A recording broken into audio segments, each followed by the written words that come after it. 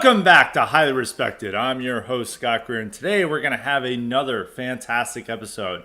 And as a reminder to the cognitive elite, when you are submitting questions for Monday, make sure they're about current news topics. So if you're wanting to have a topic about what we could discuss, look at what's going on in the news, with, I guess, some exceptions. But today we have a lot of questions that are not about current affairs, but we have a few at the beginning that I'm going to be discussing. We didn't get many questions about Biden. I guess that I wanted to start off with a news topic. The main topic I really want to discuss is this tweet I had about when I went to the mall and I saw only interracial couples, which I have to clarify.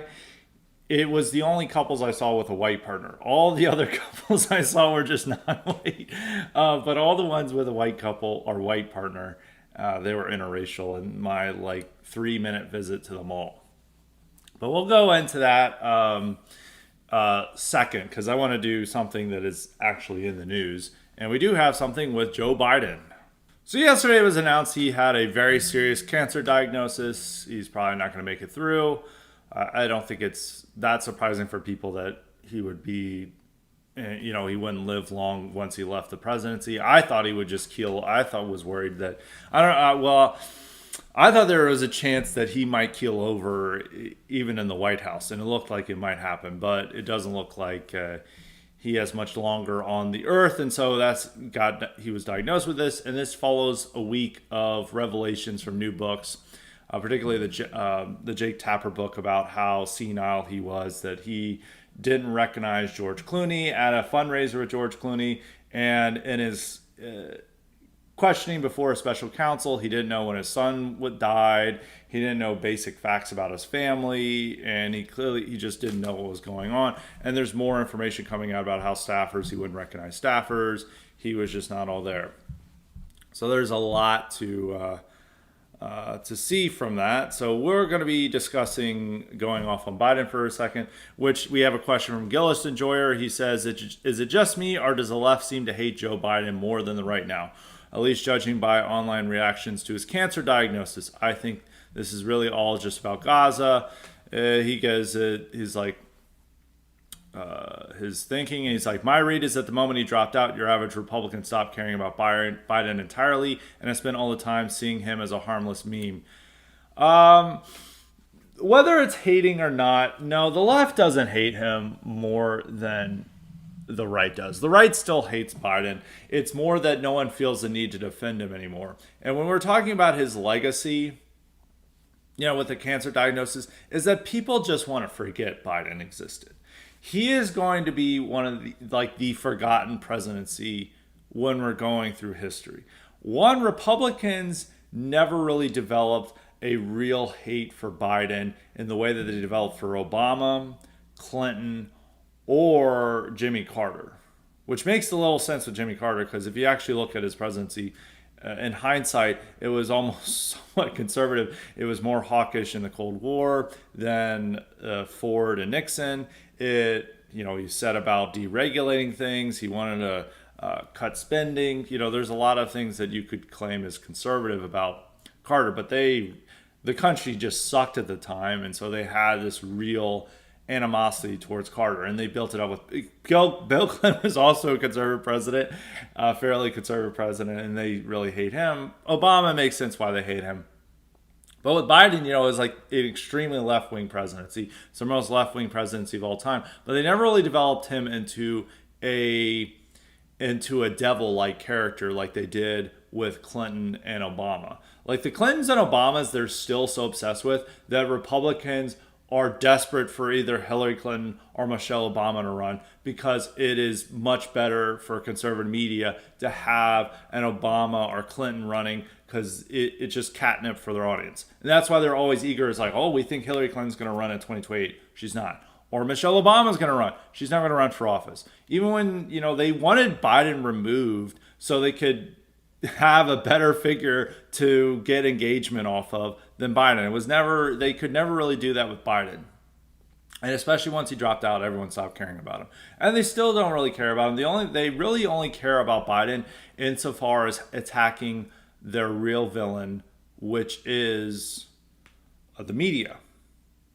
It's more the media that is at fault here that they're attacking rather than Biden himself. It's like, why did the media cover this up? Why did Democrats cover this up? It's less about the individual and more about the institutions surrounding him that they make this into a villain. I think that with the left doesn't really have much hatred for him. And you can see like a lot of people defending, they're like, we didn't know this. Everyone fucking knew this. And it's even like Jake Tapper was still attacking people in 2024 about going after his mental acuity.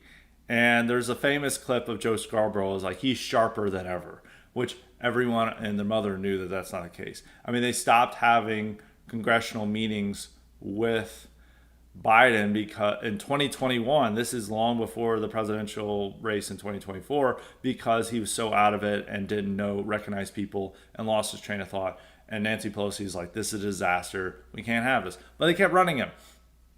And what happened is, I don't think it's so much Gaza, because if you're seeing a lot of the hatred for Biden, it's more that he didn't drop out and lost. I think with the establishment liberals, it's more of a fact that the fact that he decided to run and no one else decided to run against him, and they all pretended he was really mentally sharp and awesome, which is more their fault than Biden's, that they feel more jilted by the fact that they lost this election, and that if they had a primary and picked someone better, that they would have had a better race and maybe you could have won. And I think they blame more the election for Biden, and I think that's still a lot of the simmering resentment towards him rather than Gaza. I think there are a number of people with Gaza, but he's no longer in office, and so people just don't have really strong feelings about him. That's why he's going to be the forgotten presidency, is because Democrats don't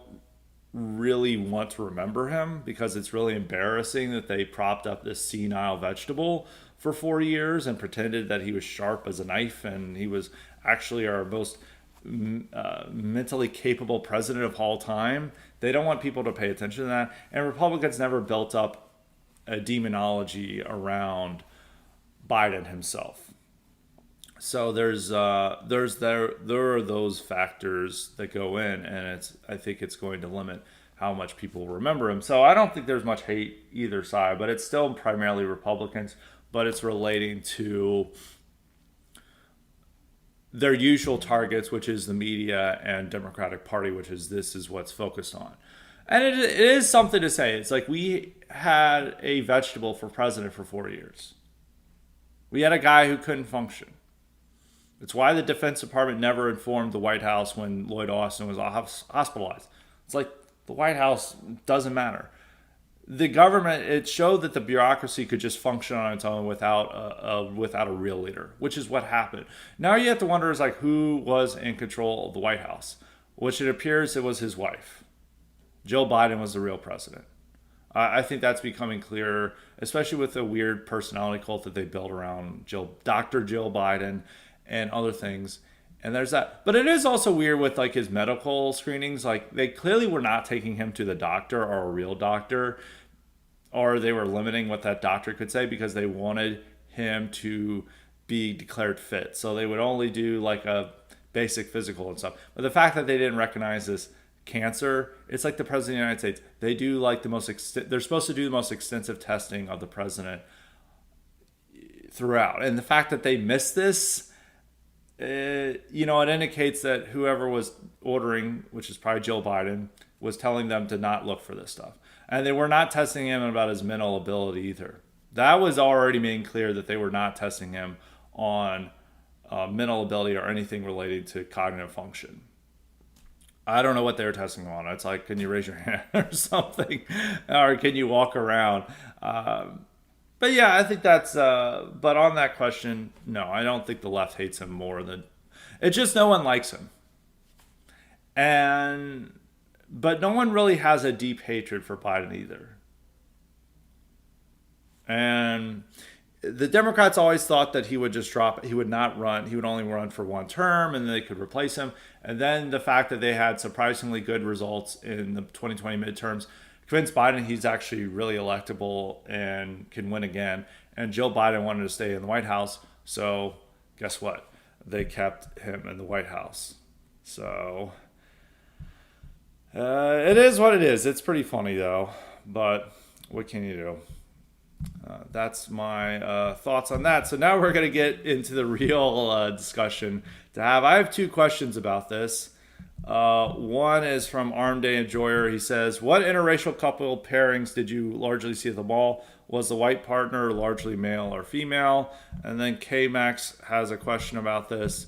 He says, since more random than a topic in the news, I'm not sure what that's supposed to mean, but I feel like there's a missing word.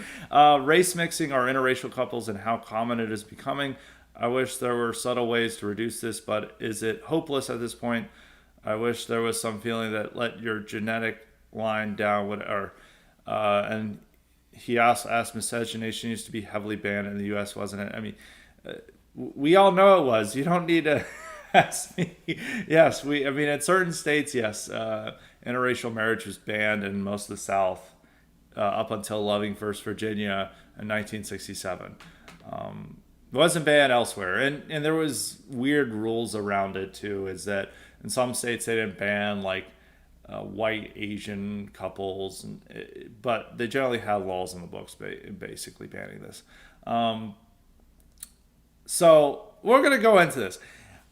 I just tweeted a random thought. I went to the mall for just like to get some food and like for 3 minutes. And most of you guys know I live in the DMV area, the DC area.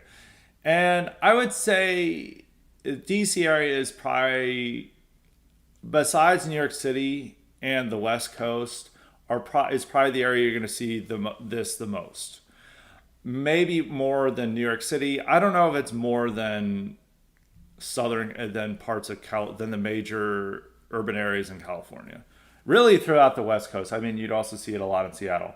I mean, you'll see it everywhere in this country, but how it's more of the percentage wise. And I would probably say a fourth of couples in the area would be interracial, depending on a fourth or a fifth. And that's very high. Probably compared to the rest of the country. But it is like far more common because I want to bring up some data because there's obviously everyone got mad about it. It's a perfect tweet to cause a discussion. Pretty much everyone was mad about it for the mentions. Most of the people mad about it were leftists who are like, this is fucking normal. And this is like, how dare you notice this? Which there was also a lot of right-wingers who were saying that, who were like, how dare you notice this? This is the only place. The one weird thing I find is that a lot of right-wingers have decided that it's non-existent and it only exists in cuck porn, which I don't know if these guys, well, I think they're able to convince themselves because a lot of guys don't go outside. Two, most guys go to the internet to escape reality and they invent their own fantasy, and anything that punctures that fantasy, they get really upset about. And so I like guys like, this is a demoralization op. And it's like coming from guys who are saying that elections are fake. We're never going to solve anything through politics. They can't find a job. They can't find a girlfriend. And they post like doom and gloom all day. But then you just post like a random observation like Star Wars is popular. Or I saw a lot of interracial couples at the mall today. And they're like, this is demoralization op. This is not. So basically anything that actual reality and what normies are like and what they're doing is a demoralization op. But like hysteric doom and gloom stuff about how we're never going to win an election, how we're never going to change things to the normal political structure, no one's coming to save us, it's all over, that's not a demoralization op. Which demoralization op is just going outside and seeing what you basic things in the world. Like if you notice a family with a mixed race couple or mixed race family with Star Wars shirts, you're supposed to go up to them and autistically scream at them that they're a fed op and that they're not actually a real family. So I want to follow the dictates of our guys who are very in tune with what's going on in the world. But before we get into that, I want to share the figures about that this is common. So from 2021, it showed that 94% of Americans approve of are okay with interracial marriage. And people are going to get mad about this because right wing Twitter believes all polls are fake. But the fact is, their own responses to this by pretending it doesn't exist and getting mad at anyone noticing it, and the fact that a lot of right wing guys are engaged in this behavior themselves. It is funny, like people say it's non existent when first off, a lot of these guys are dating non-white women, Hispanic or Asian.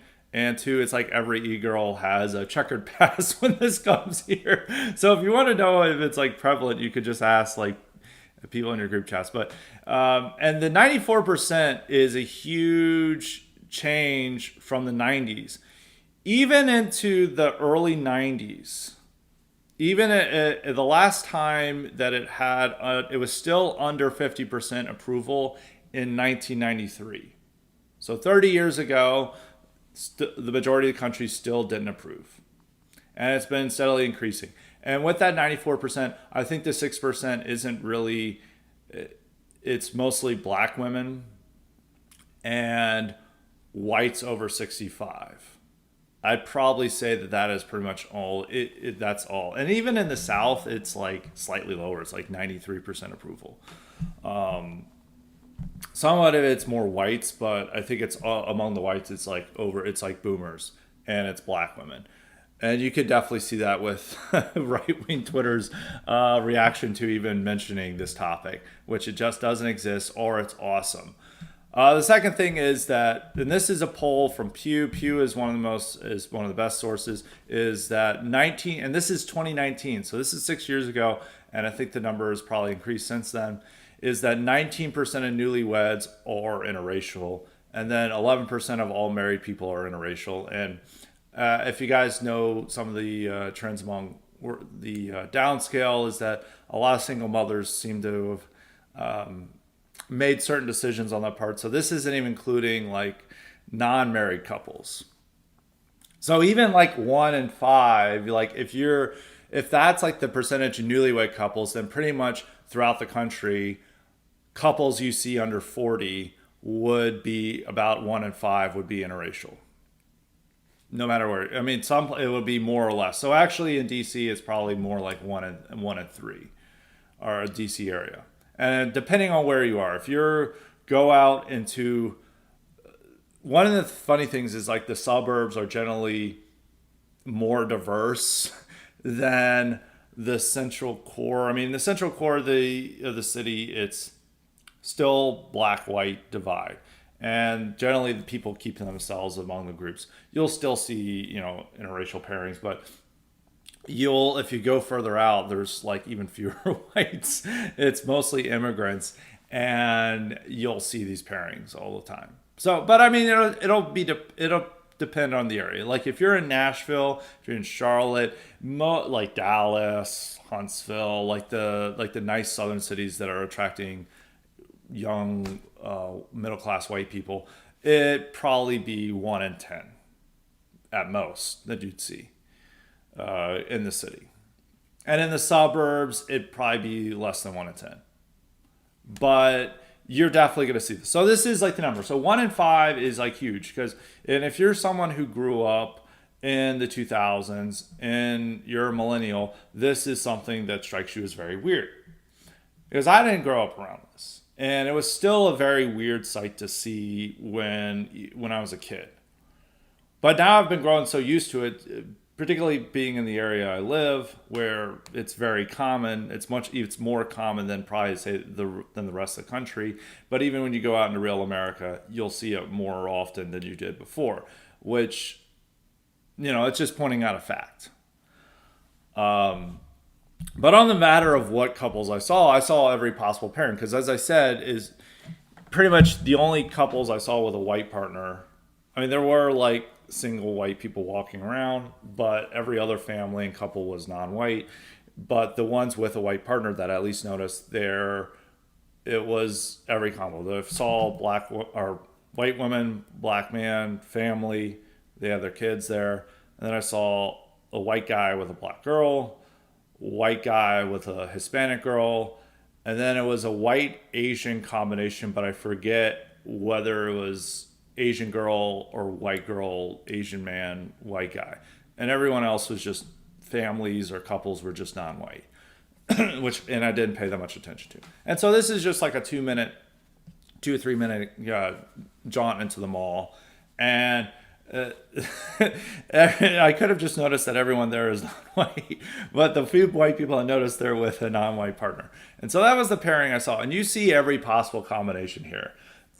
I mean, the most common is white Asian. I mean, that's what the most likely combination you're going to see among college-educated whites.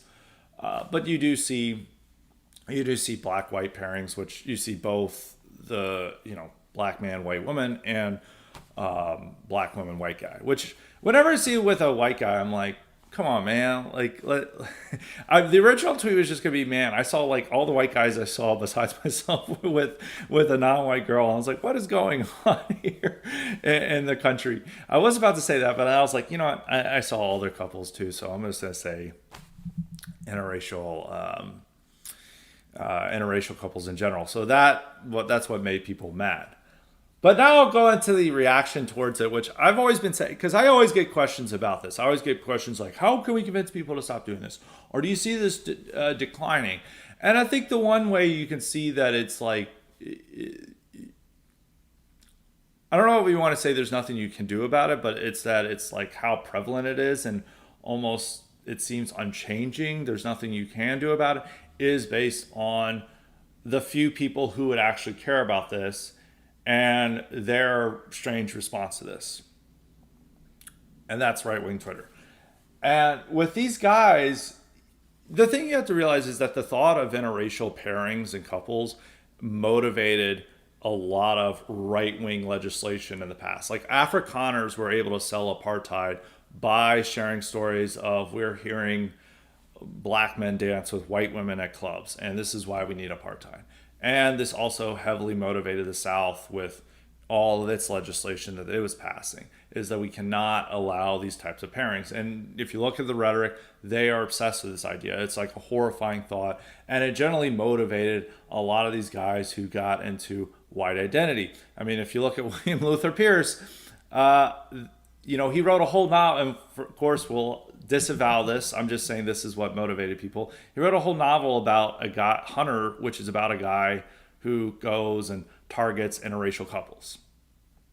And that's just like, that's obviously very extreme and like abhorrent, and no one's going to endorse that, but that's just showing like that's the motivating factor. And even among mainstream Republicans or mainstream politics, they would imply this stuff in the 70s and 80s about like why they need certain legislation, even in America.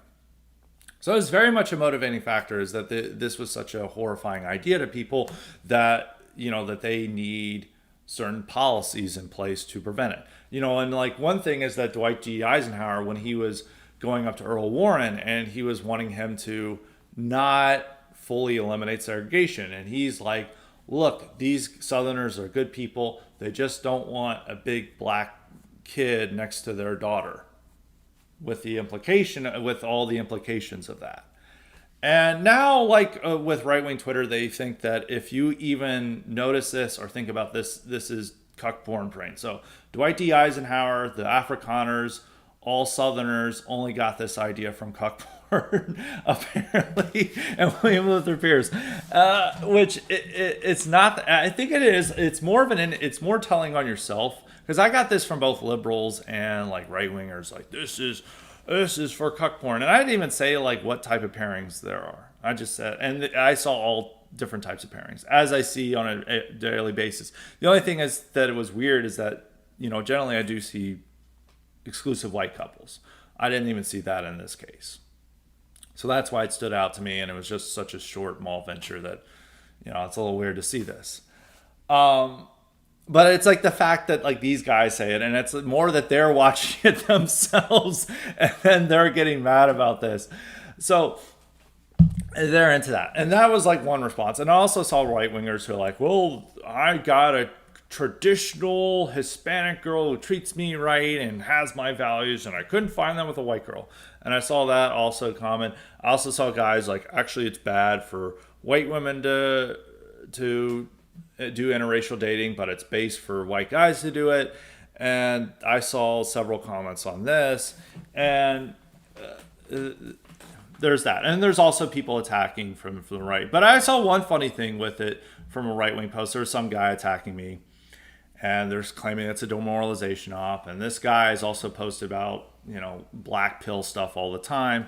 But apparently that this, noticing what you see in real life is too far. But I noticed a comment where the guy's like, well, actually, I do see this a lot.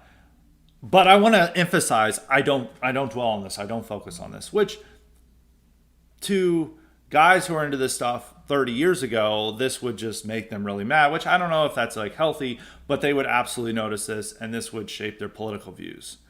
Today, it's all on the internet, these guys are even deeply uncomfortable talking about it, which people on our sphere talk about a whole range of controversial topics. They talk about Hitler. They talk about ethnic cleansing. They talk about slavery. They talk about all these other different topics. And a lot of them take very controversial takes on this. But the one topic I noticed that people get queasy about and they start reflecting normal attitudes is this topic. And I think it's one, a lot of them have personal stake in it because they're even engaged in themselves, or they have friends that are engaged in it, or they're even a product of it. There's a number of HAPAs and others in our circles. And so that makes them uncomfortable. And they also realize that even though they'll talk about Hitler all the time, they realize that if they go up to normal people and talk about this stuff, that they're going to be shunned and it's going to be a deeply uncomfortable conversation. And I would probably even say that is the case even with normie people. Going to normie people now and telling about your deep discomfort with interracial couples, you probably are going to get less shunned by talking about Hitler with them than you would with talking about this stuff. And I think most people even realize this, and it's one of their few times where they're connected with normie reality, because most of what we talk about in the online sphere is completely disconnected from it. But with this is more fully in tune with it, because I think for one, people have personal stake in it themselves, and they just don't want to talk about it. Some of it, I understand they don't want to talk about it because it's too blackpilling. Which now creates the opinion that we shouldn't even notice it. But if you have these views, you're going to notice it. And if you force yourself to not notice it, then you're just being a straight up normie. And it's like, what are you even doing here? What's even the point of having these views if you can't notice this? Because this really, for most part, this has deeply upset people in time, and this influenced how their politics. So I don't... I just find it curious that this is the one topic that we're not allowed to discuss or even notice. And some of the understandable reasons is that I think in 2016, and even some from the red pill content guys or MG Tao guys or even some of the incels, they came up with this idea that all white women are dating black guys, which is false. That's not true. And as a countermeasure, they have decided that it's not real and we're not going to talk about it, which I don't understand why that's the one topic that we're not allowed to discuss, and people have these idiotic norms and rules that they should have, but that they decided on that because there was too many of these guys getting into that. So I guess that makes sense, but then you get into the point where these guys then just say that it doesn't exist, and that's not the case at all. Because I got one topic where, and definitely it's a new norm. There was one time I posted a video of this Ukrainian girl in Europe. And the main point was from this post is that all these Ukrainian women are just dating non-Ukrainian guys. They're mostly dating Europeans, and while their husbands, brothers, boyfriends, fathers, and whatever are dying in the trenches in Ukraine. That's more of the point that they're doing. They're getting new boyfriends and doing sex tourism in there. It's not so much that they're all dating black guys, but this one just happened to date a black guy. And I said, this is what Ukrainian men are fighting for. And then I had all these right-wingers get extremely mad. And I had even had a right-winger a month later bring this up as like proof that I'm a Fed, that I would even dare mention this. And I don't, you can't really, I'm not, no one is saying that this is the most common pairing. Nor is anyone saying this is the majority. But data proves that this is like at least a fifth of all couples, all couples under 40, at least. And with our views, we're going to notice this, and it's probably not, and it's going to bother us. And to pretend it's non-existent and it's only something created by porn, or it's all psyops, I think it's further like pushing people into the fantasy land where we're all supposed to pretend that Americans don't like Star Wars. All Americans revere Robert E. Lee. When you go to the mall, everyone there is all white, and they're all in a shirt and tie, and everyone's blonde hair, blue eyes, and whatever. And it's just like not what it is. And generally, most people will post like when they go outside or go to normal events, they talk about how black pill they get. But the only thing that they're not allowed to mention is the couple demographics. So that is just something. But I think it does indicate that it is like if you can't even get right wingers to address it, and they get deeply uncomfortable with it, and then they have to invent a fantasy dynamic that doesn't exist, and they have to pretend it isn't happening, and they pretend it doesn't happening so no one castigates them for their own dating habits and choices. It is a sign that this is increasing. Now, I do have a white pill to offer at the end about this, but the one thing I do want to go with is what groups of people are most likely to do this. And if we go by class, here the people are most likely to do it if you don't go to college and you're working class. And this is among whites. Non-whites is a completely different category. So most likely is if you don't go to college and you're working class, because this is where it's exploding. And it's primarily white Hispanic, which there is degrees of what's worse in the pairings. And there is a chance that these people will identify as white over time and look white. It is what it is. It's not ideal, but it is. And so that's what's most happening at the lower level. And it also increases if if you enlist in the military. I would say out of the group of people who are most likely to do this, it is military enlistees. And also I think it is guys in general who are most likely to do this. I don't think it's women, because women generally maintain, for better or for worse, higher standards than men. And as I've written about in the past, everyone wants a white partner, and that includes white women, and they will go the extra effort to try to find a white partner more than a guy. A guy will just date whatever's in front of him. And so it also increases if you enlist in the military and you don't go to college. The second most group is if you're someone who goes to an elite university. That is the most, because it's happening most at the lowest level and the highest level.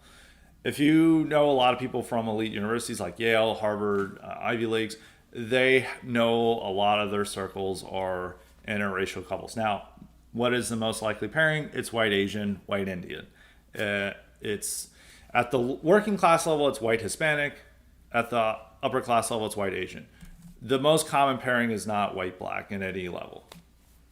Now, the people least likely to do so are those who go to flagship state schools or go to state schools or middle tier schools that are largely still white. And if you look at a lot of the flagship state universities in the South and even the Midwest, they're still overwhelmingly white. And among them, their social circle is still largely white. It's still, they're not going to shun them for dating outside their group, but it's still weird to not date another white person among them, especially in the South. Among the Southern middle class. If you go, you'll see a lot of diversity in the South, but it's still, you see whites with whites, Hispanics with Hispanics, blacks with blacks. They just generally stick to their own group. I mean, I had one example of this. A few years ago, I went on a hike near the Charlotte area, and for some reason, it was like an extremely diverse hiking trail. But the thing is, like, all the whites were with whites, and they're all very normal-looking whites. You could tell they were in Greek life back in the day, and blacks were with blacks and Hispanics were Hispanics. They just stuck with themselves. Now, when you go to certain metropolitan areas, all the groups just mix, like New York City, or at least if they all went to college, they're all middle class, they're generally, and they're all thrown together and they have a whole new social circle they have to bring up and they're cut off from their old social circles, they're more likely to mix. And so that's why you see it a lot on the West Coast and in DC and New York City. But as I said, I think it's most likely among guys, because I think the two groups that are most likely to do this are enlistees, male, well, probably female as well, but still it's mostly enlistees are still male. And then nerdy white guys. Like those are the two groups. Enlistees more, but it's also nerdy white guys. And probably the third group is white trash women. Those are probably the three groups that are most likely to do this. And that is sort of the case. But I think for the average middle class white person, they're not doing this. They're still, because everyone still prefers a white partner, regardless of race. And they're all trying to seek a white partner, that middle class whites still marry white, have white kids. And that's going to remain the case for the near future. But you are going to see more of this. And it is something that people don't want to address in public. People get deeply uncomfortable with this. I mean, the vice president that everyone really likes and hope runs for president is in an interracial marriage himself. And there's also examples of that, and also other people they like and people they know, and even themselves are engaged in this, that this becomes a deeply uncomfortable topic. And with the right as a coping mechanism, we've decided it doesn't exist. And we attack anyone who even might notice it in real life, but it is something you're just going to know in real life.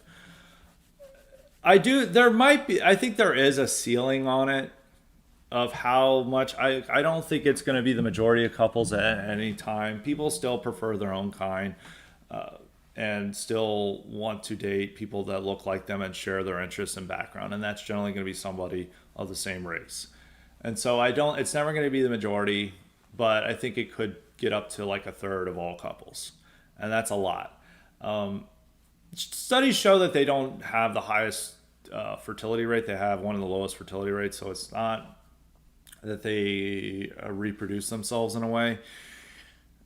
So there are a few, I guess, silver linings, or it's things to say it's not that bad. But it is something very common. It's something we notice. And it's just something that happens in America, because I think as I always talk about, America's built on individual choice. And also Americans are getting further deracinated and don't have the type of connections and roots that they once would have had. You know, they move around, they don't have as many friends, they're relying on dating apps to meet people. And the fact with our increasing demographics, this opens the possibility of mixed race couples more. And that's just how it happens. And everything's just dependent on individual choice rather than social community norms. And the norms are no longer there like they were 30 years ago. The only thing really stopping this is the fact that middle class whites still think it's weird to date someone who's non-white, and whites still prefer dating white, especially women. And really, middle-class white women are the least likely to actually engage in interracial dating. So I guess that's one white pill I have. But when people ask me about this, I'm still going to get questions about this. Like, how can we reverse this? How can we do this? I'm like, man, if you can't even get right-wing Twitter to acknowledge this and address this, who the hell else are you going to get to acknowledge this and address this? But I mean, the one white pill is that people who are not that political, they're not that extremely online, they're really normal. They primarily care about sports. They're still, creating white families. And they're going to still do that for, well into the future. So it is what it is. I guess that is something maybe you shouldn't notice it. But I mean, you're allowed to have some occasional black pills and be honest with people. And I always like to be honest with people and not just stick to propaganda or these silly lines that are enforced through group chats. But, it is what it is. And It's just something you're going to see more often. And that's why people want to move to areas where you don't see it as often. And the areas that are most likely to see it less often are the southern suburbs, by far. You'll rarely see that. So, once again, this is an argument for moving to the south, I guess. But we're going to move on to other topics now. So, we're going to get the second questions from the other posters. K Max asks, Christy Nome and DHS is throwing the idea of a reality show where immigrants compete for citizenship. Your view of this idea, how serious is it? I could actually see this happening and being a funny show. Yeah, it'd be really funny. Might as well do it. I don't think the TV network is going to allow it, though. Even though we're in a sort of post-woke moment, I mean, I somehow randomly ended up watching a SNL last Saturday, and there were a ton of anti-woke jokes in it. It very much felt like they were moving beyond woke, and this does show some of it, but they don't want to indulge in this and like who could be the most serious immigrant, and all these immigrant activist groups are going to be upset with it. It's not likely going to happen, but it would be really funny if it happened. I would support it if it did. And it's like ideas on suggesting show. I think it all needs to be like physical contests, which they were mostly having like gold mining in San Francisco. I don't know, sailing in New England or something. It has to be like physical contest. Maybe I don't know what could it be in the South, like learning SEC football trivia or something. It would be pretty funny stuff. But I doubt it'll happen. It's too cool for it to happen. Let's see, Arm Day Enjoyer's other question. He's like, can I make a topic recommendation for your sports episode with Paul Kersey? Well, we've already got it set. And he wants quarterback evolution from having guys who can read defense and go through progressions to running backs who throw is an interesting topic. And the early 2010s athletic QBs were shut down fairly easily after seeing some success. Kaepernick, RG3, but now it's almost like you have to be athletic to succeed. Lamar, Jaden Daniels. There's a racial element. Maybe that's probably a little bit too in the weeds. Most of the sports topics are going to be like the culture around it and like reflecting on political and social trends. It's something that we can tie into that. The really nitty gritty of sports, I think most of the audience is gonna zone out of. So we did a whole thing on quarterback evolution. I think even though that would play a role if we did, is like, why are there so many black quarterbacks? That might be a topic down the road and we would discuss it, but it's mostly gonna be stuff tied to like how college football teams rallied behind Black Lives Matter. Things go, various college programs that wanted to be more racially progressive, various 30 for 30s and the libtard message of it, and what really happened in these 30 for 30 documentaries. That's really mostly what it's going to be. Let's see, with the Biden. And then Gillis Enjoyer, his other question is, what are the implications of SCOTUS blocking the Trump admin from using the Alien Enemies Act to deport Venezuelans? Is it blocking just a few very specific cases, or is it going to make the mass deportations promise a whole lot more difficult? Should we blackpill? No! Once again, this is something that people were blackpilling about, but, this is not a demoralization op. It's more of the specific cases. It is not using it in general. It's not a blanket ruling. And most of these things are going to go through the court, and most of them are going to be ruling in Trump's favor, and he's going to be doing it. It is about specific cases. So when people... But you're rewarded for being hysteric on this. Like, I have to really get... I know I'm getting mad about this and I'm going off, and people like going off, but like our whole sphere is blackpilling all day about Trump and like elections. Like Trump, like he didn't deport 30 million illegals. It's over. It's done. But if you like notice that there's like interracial couples at the mall, that's a demoralization. That's like our thing. No, we shouldn't blackpill. As I said, I think overall, the courts are going to rule in favor of Trump's enforcement policies. The only thing I'm really skeptical of that they're not going to rule in his favor is birthright citizenship.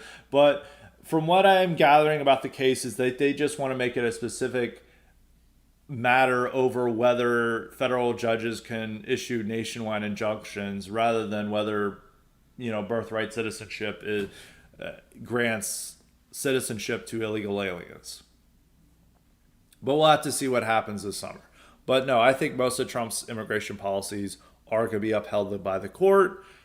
They just have to work out the process, and it's more just about being patient and not being hysteric. But I mean, the fact is most of our, X is built on hysteria and doom and gloom. And so people always like, it's over, run to the hills. And I'm not running to the hills on that matter. So there's that. We'll go on. Stealth Bomber, he says, can you comment on the results of the Romanian election for the past weekend? Specifically, whether there is any hope for a country where the government can order a redo or any election they don't like. And he also wants Liam Strumpet back, who we used to have highly respected as foreign correspondent. Maybe at some point, not on Eastern European politics, because I don't even know how to pronounce these guys' names, nor do I want to try. The main thing is, this is another, once again, I'm answering black pills that people are all, once again, very common, but are not demoralization ops according to the rules of that are set by random people. One, it's Romania, so it doesn't really matter that much. And it matters sort of. It is something that they can just rig the election. I mean, the nationalist guy was supposed to win. He is a gypsy, which is makes him more fitting with right-wing Twitter. Is a guy is oh, I'm pure heritage Romanian. And he's not really, which probably makes him more appealing to right-wing Twitter. But at the end of the day, it's Romania. If this is France or Germany or Austria or Italy, we should care more. But it's still Romania, and people are getting worked up as I can't believe they arrested this guy. It's it sucks. We should, we should protest it, but it's not our country. It's not that important of a country. It still matters to an extent, but it's not a huge deal.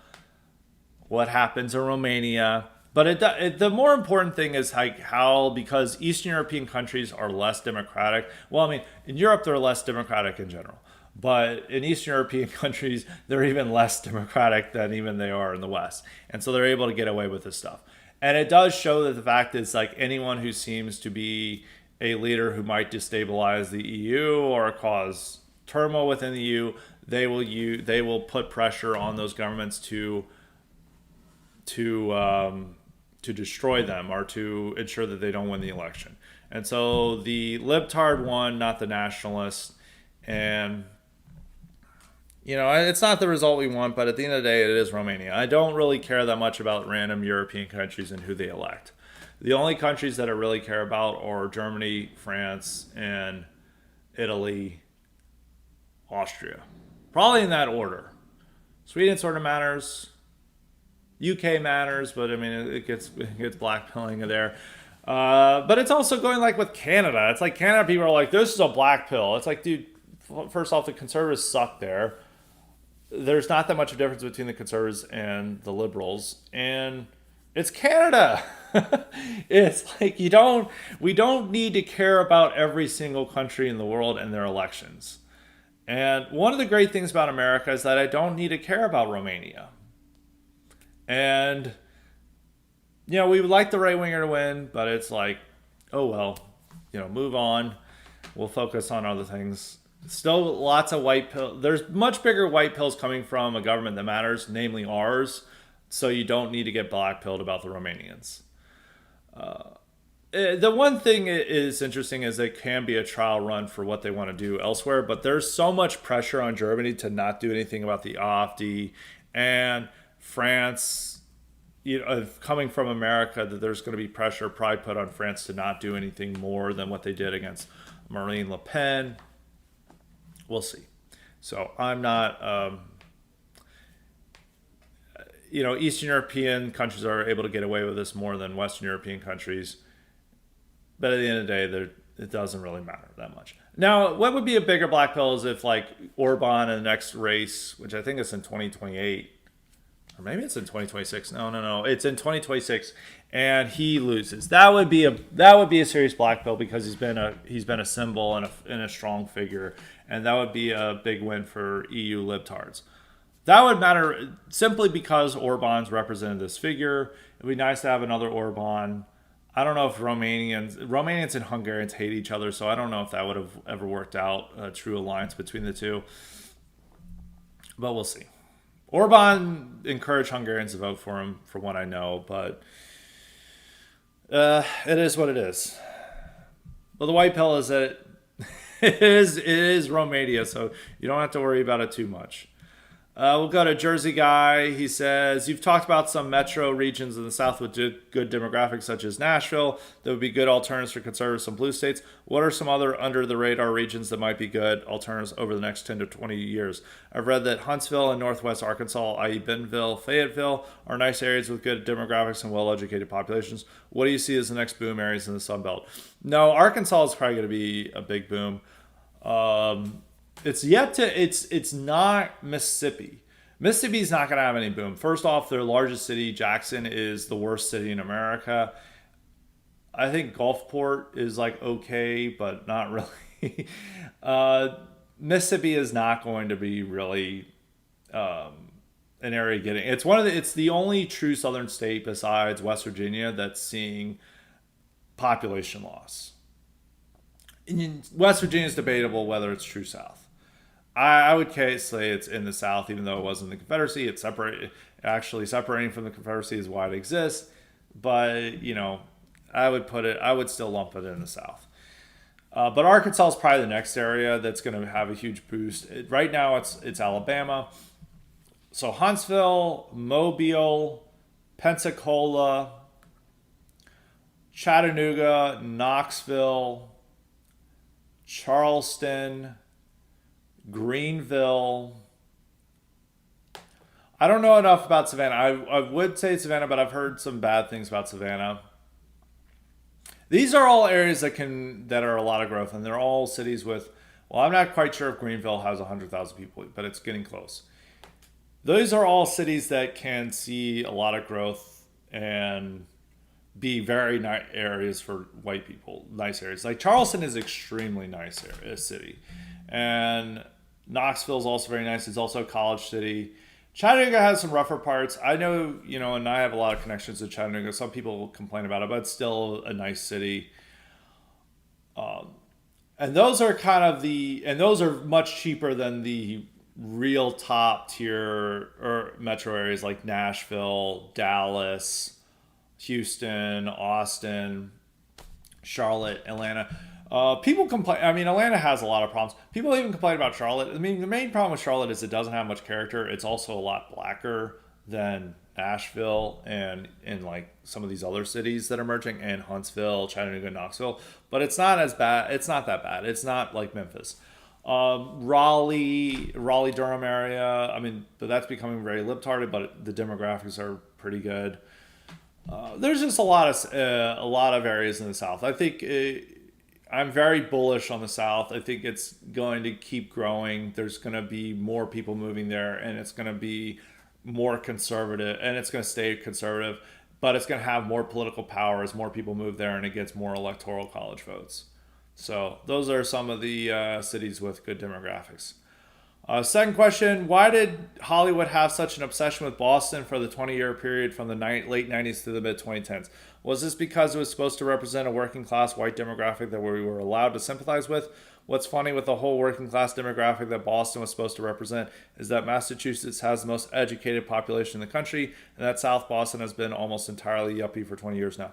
One is that a lot of the Gen X actors were not Italian, and if you want to have a generic white people, you just go with Irish. And they're like a lot of actors can play Irish, but a lot of actors like Matt Damon and Ben Affleck are not going to be convincing Italians, nor Sean Penn. But they could all play Irish, and a lot of them are, and they are Irish themselves. So they're like, okay, we're going to have you guys as Irish. And it was like the one in the way where normal white guys or generic white guys could also be ethnic. They were not going to do that with Italians. They're not going to do it with Russians or Jews or Poles or anything. And so this is the one group. And also, a lot of Americans like to claim Irish heritage, so it creates a broader demographic for it. I think it's also that a number of these actors, Matt Damon and Ben Affleck, came from Boston themselves. So it became like a Boston thing to do things about, because it created, there was a decline of big Italian actors among that Gen X cohort. But by going to Irish, you then had a larger pool of actors to choose from, and you also have more Americans who would claim to relate. It's like, oh, it's the Irish mafia. We love me Irish, while Italian's more narrow. And I think there was just as not as many actors to work with, and so they chose the one area where there's organized crime or white ethnics doing stuff, and it was Boston. So I think it was more that it's something that all those whites could relate to. I mean, it was also at the time that biker gang stuff became bigger, because that was also more open to a wide demographic. The only thing is, it's only really something that downscale whites are going to relate to, but they still were into it anyway. But the obsession with Boston, I don't know, it just became like a type of period piece, or not like a period piece, but just a setting that they really enjoyed going with. And these films were hits, like The Departed and The Town, and they just had them. And so, also another character I forgot, Mark Wahlberg could also could also play these roles as well. So there was just a lot of actors who really could play up these roles, and they were really into it. And they didn't really have big name Italian actors in that generation. So I think and they wanted to have crime movies or movies situated about working class whites, and it was easier to do with the Irish than it was with Italians or other ethnics. That'd be my one theory. I think there's some other theories, but that's one explanation. I think there are other explanations, but I think that's the one I'm going to go with. We'll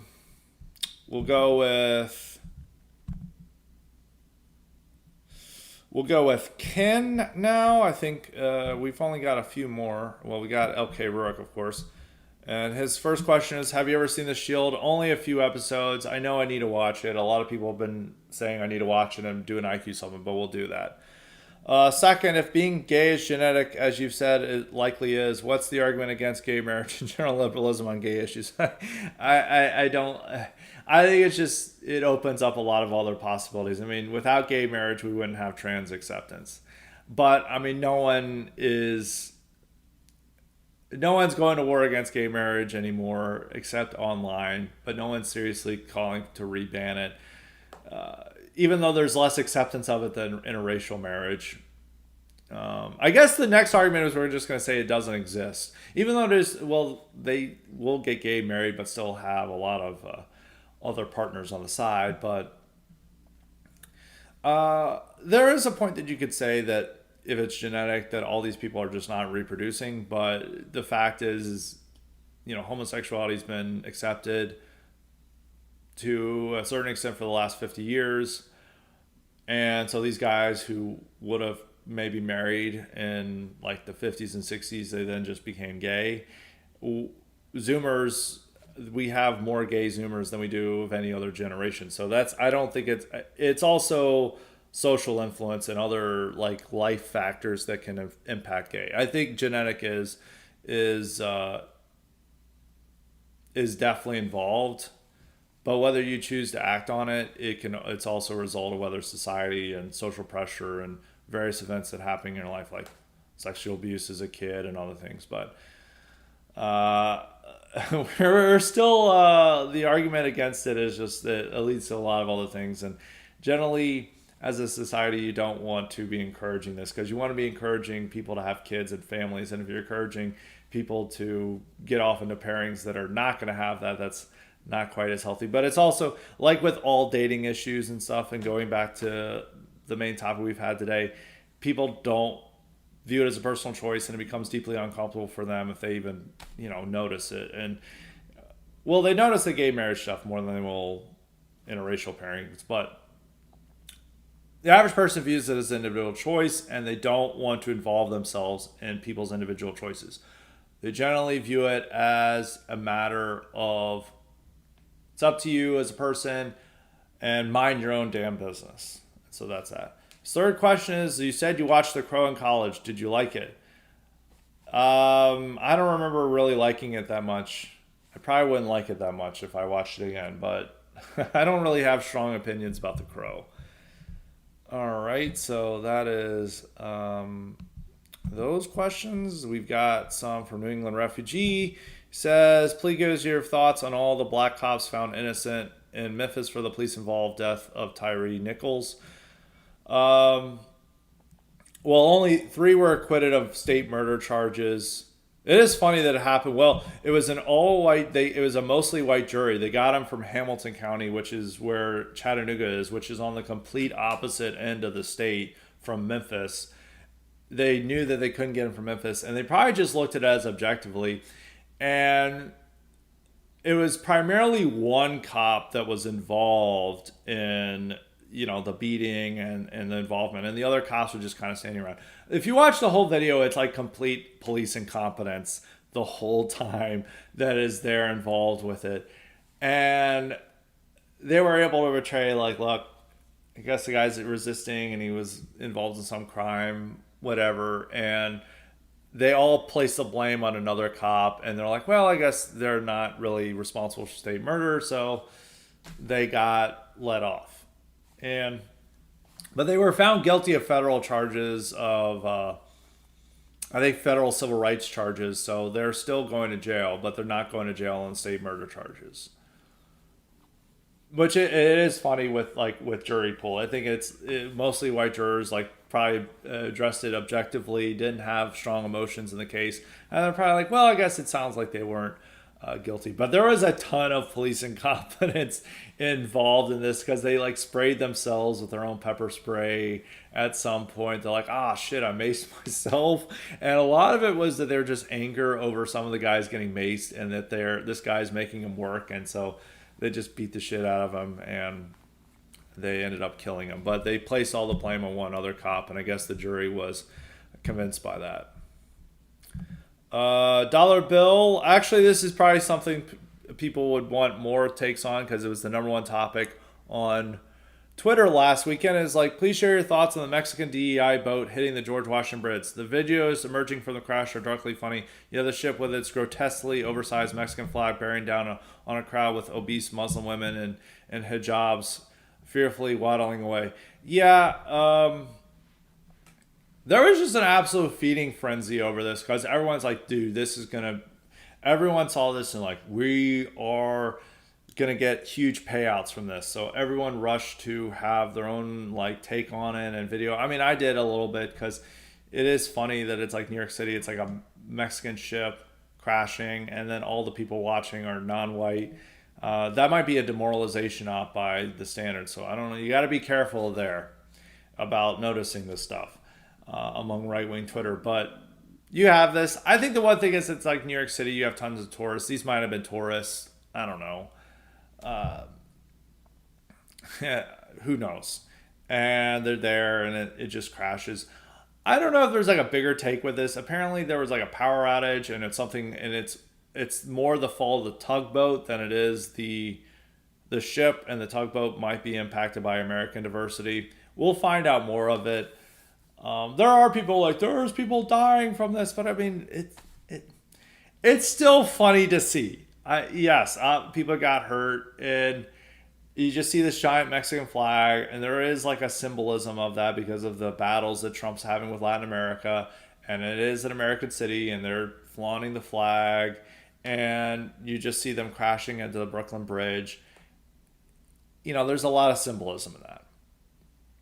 But is there a lot to say else besides looking at the video? Not really, except you can look at the demographics of the people seeing and you're like, well, maybe going and touching grass, maybe Scott is not wrong about what he sees. You also see that type of diversity as well in the DC area and in New York City. So, Yeah, but I don't really have any insight into it. And besides that, the funny thing about X is that everything is a feeding frenzy when they have this content. And when I immediately saw this, like, this is all people are going to talk about for a week. And it is interesting. It is a good video, but like, the feeding frenzy is a little bit too much. And it's like one of the factors with X is like you just see the same thing over and over again. It's like, all right, I've already had enough of this. Let's move on. And I don't really have any unique takes on it besides, yes, it's obviously very symbolic of what you see. It says a lot about America that when you have a Mexican ship crash into the Brooklyn Bridge, it seems that only foreigners are watching. But that's really all I have to say about it. And now for the poster formerly known as Michaus, but he is L.K. Rurik. He has 3 questions. One's like very quick. I like to answer. We had 3 questions from Ken. Ken is always a violator of this. So Ken, this is the last time you are asking 3 questions. You gotta save them for the mailbag. But generally, they're usually very simple questions. And L.K. Rurik has a simple question. So there's not much to say about it. So I'll let him have 3. His first question is very simple. In the light of recent events, would you may end date each and every Greer head watch the 1966 documentary film Africa Adio? Yes. So that is that. He also he had a Biden question, which we already talked about, and I already have my presumptive eulogy of him. That he's going to be, a forgotten president, and in terms of like people, in terms of like a strong memory and strong emotions about him, from only Ford is going to be probably competing with him for least consequential or least remembered or cared about president from FDR onwards. There's going to be stronger feelings about George H.W. Bush. There's going to be stronger feelings about Carter, Nixon, Trump, Reagan, Clinton, Obama, Bush, and others than there is going to be for Biden. Even though Biden was a consequential president, it's like Democrats don't want to dwell on him, and Republicans never built up a demonology around him like they did with others. So my eulogy for him is that he is probably the worst president we've had since LBJ. And probably by performance and ability, our worst president we've ever had. But there was other presidents that bigger, worse things happened under their watch. I mean, open borders did happen under their watch, but there are presidents where they pushed America to civil war and other things and also completely remade the country, like LBJ. So, but since LBJ, I would say he's the worst president. He is worse than George W. Bush. So that would be my answer on that. His question, he said, I was deadlocked in a debate with some peers over the question last week. Was pre-1945 America... Oh, man. Whenever I hit on these things, this is a long question. I like to have short questions.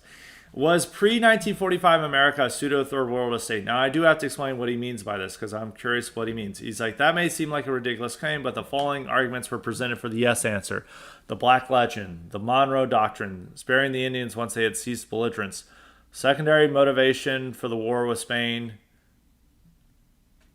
What do you mean the secondary motivation for the war with Spain? Vetoing the partition of China, supporting Japan's clash with Russia. I don't think they really supported Japan's clash with Russia. Woodrow Wilson's support for self-determination and pre-Pearl Harbor support for war against the Axis, for territorial aggression, especially regarding Japan and China.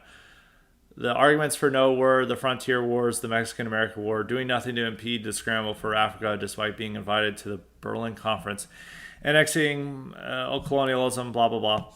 No conclusion was reached. How would you break this tie? No. I don't know what the meaning of third world is. This is like kind of like meaning where third world is like anyone could just count as third world. It's like you could make an argument that German imperialism pre-World War One, and even the Nazis were third worldists in the way that they're like, oh, Britain is oppressing the world and we're trying to free the colonial peoples. They just use this for propaganda. No, we were not a third worldist country. I don't even know what Monroe Doctrine would be. I guess it's that preventing Europe. The one thing I would say is that America, and this is even probably true to today, is that we've had a hostile relationship with Europe, and we have felt that European great powers threaten our interests, and we preferred Europe to be weak. Some of the ways that we prefer Europe to be weak is that they don't have so much bloodshed. It's like the support for self-determination was a fact that, like, well, if we have self-determination, this will end wars in Europe, or let up on the bloodletting, which the opposite happened, but it was also supported American interest that you break up these great powers, and they're now divided into weak nations, and then they will turn to America for guidance. The problem is it didn't work out because America didn't join the League of Nations, and Europe was incapable of governing itself at the time, or having a consensus opinion on how to govern. This was no longer the age of Metternich, so they couldn't have that type of aristocratic, reactionary views take the fore and be shared across borders. So they didn't have that in common. So it created weaker. But actually, Europe being divided and no longer being great powers has made America stronger and not have to deal with Europe. But there's always been this conflict from Europe. I mean, Monroe Doctrine, we didn't want Europe involved in the New World. We also were wanting to make Europe weaker. There's always been this tension with Europe. And we've always been in conflict with Europe, despite being European derived. Third worldist is not the term to use. I think you guys the real issue at the heart of this is the use of third worldist. Monroe Doctrine, self-determination, all that is not third worldism. Third worldism is anti-white sentiment. America was not anti-white, clearly. Thus, it was not third worldist. And so I would say you really just need to tie in third worldist in being anti-white resentment and wanting to kick whites out of your little sphere. That was clearly not the case with America.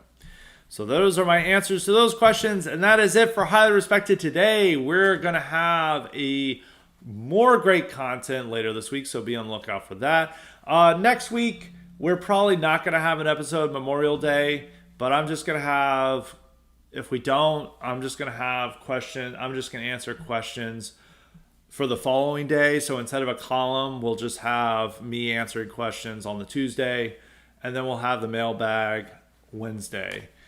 And so normal content throughout the rest of the week. So that's just one thing, housekeeping item to put in order. So that is it for Highly Respected today. Be on the lookout for more great content in the future. And so until next time, stay respected.